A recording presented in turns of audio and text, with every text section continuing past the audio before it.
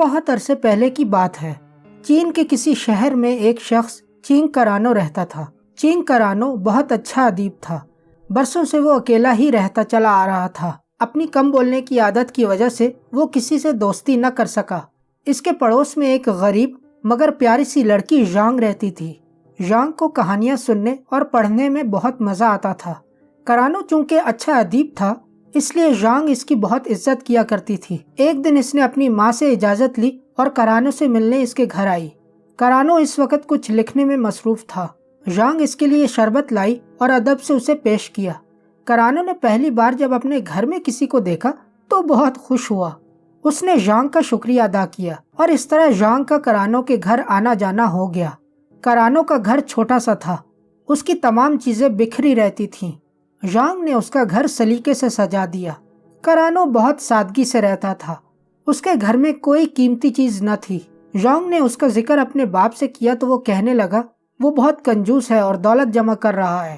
ایک دن ژانگ اپنے گھر میں تھی تو اس نے اپنی کھڑکی سے کرانو کو ایک تھیلا ہاتھ میں لے جاتے دیکھا۔ ژانگ سوچنے لگی کہ پتہ نہیں اس میں کیا ہے۔ ژانگ نے فوراً یہ بات اپنے باپ کو بتائی۔ وہ سمجھ گیا کہ کرانو اپنی دولت دفن کرنے کہیں جا رہا ہے۔ اس نے کچھ سوچے سمجھے بغیر ہی کرانو کا پیچھا شروع کر دیا۔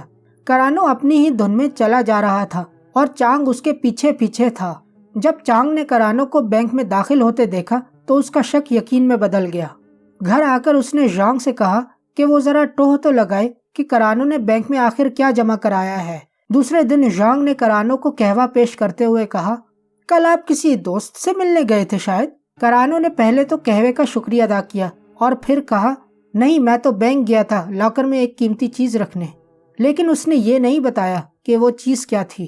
ژانگ نے بھی زیادہ کریدنا مناسب نہیں سمجھا۔ اس نے تمام بات اپنے باپ چانگ کو بتا دی۔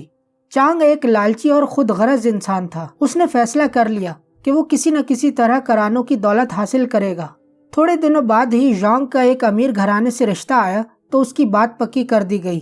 چانگ سوچنے لگا کہ اب ژانگ کی شادی کے لیے بہت زیادہ رقم کی ضرورت ہوگی، سو کوئی ترکیب کرنی چاہیے کہ کرانو کی دولت جلد از جلد ہاتھ آ جائے۔ وہ دن رات اسی فکر میں غرق رہتا کہ کیا کیا جائے۔ آخر ایک خطرناک خیال اس کے ذہن میں آیا۔ ایک دن اس نے ژانگ سے کہا ہو سکتا ہے کرانو اپنی دولت کسی دوست کے حوالے کر دے، اس لیے ہمیں چاہیے کہ ہم اس کی دولت حاصل کر لیں۔ ژانگ نے تعجب سے پوچھا مگر ہم اس کی دولت کیسے حاصل کر سکتے ہیں؟ چانگ مکاری کے ساتھ بولا وہ آج کل بیمار ہے اس لیے زیادہ تر اپنے بستر میں رہتا ہے۔ میرا خیال ہے اسے کمرے میں بند کر کے آگ لگا دی جائے۔ اس کے کمرے میں بے شمار کاغذ ہیں، جلد ہی آگ پکڑ لیں گے، لیکن اس سے پہلے تم اس کے لاکر کی چابی اور بینک کے کاغذات حاصل کر لو۔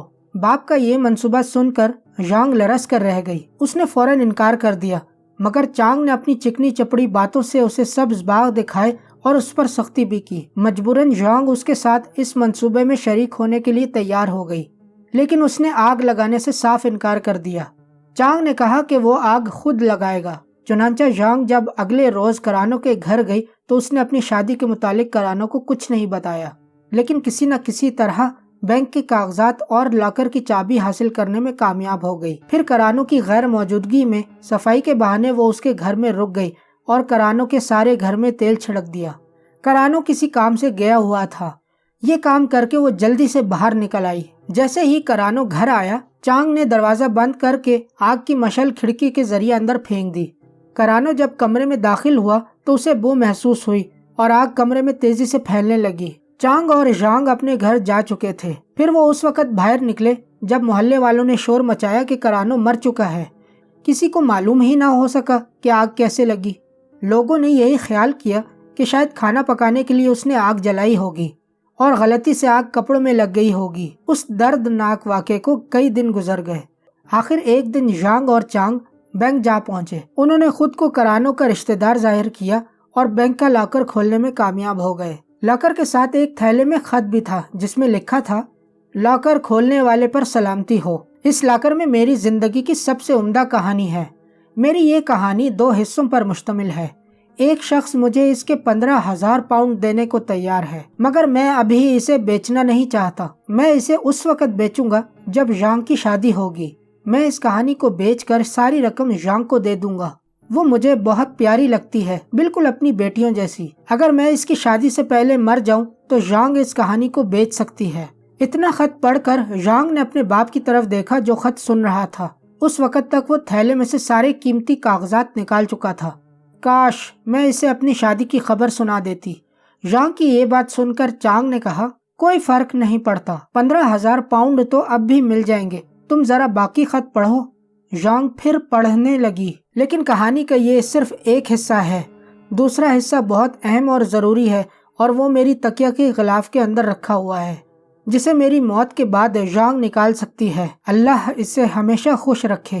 خط کا آخری حصہ پڑھتے پڑھتے ژانگ کی آنکھیں بھر آئیں۔ چانگ بھی حیرت اور افسوس سے سوچ رہا تھا، کاش میں نے لالچ نہ کیا ہوتا۔